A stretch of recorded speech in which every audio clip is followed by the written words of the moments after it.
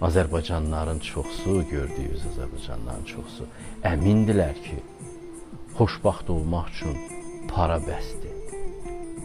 Xoşbaxt olmaq üçün sevgi bəsdir. Bir qıza aşiq olmaq, o ilə evlənmək bəsdir. Vəzifə, şöhrətə çatmaq bəsdir.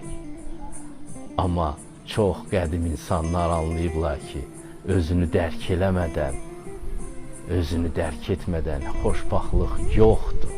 Hamısı yalandır. Bu nə qədər dərin bir həqiqətdir. Hər şeyin sonu var. Bir Allahın sonu yoxdur.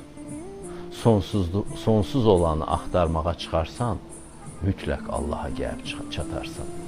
Ağıllı adamlar bunu bilirlər ki, qəlb qıranda, ot qıranda, qap qıranda, tali qıranda, bunlar sonra mütləq qayıdır adama.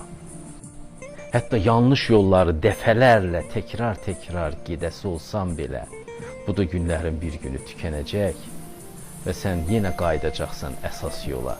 Yetər ki, gedəsən. Qərb fəlsəfəsi deyir ki, həqiqəti gərək axtarasan, sonra tapasan. Və o tamamən bənzərsiz olsun.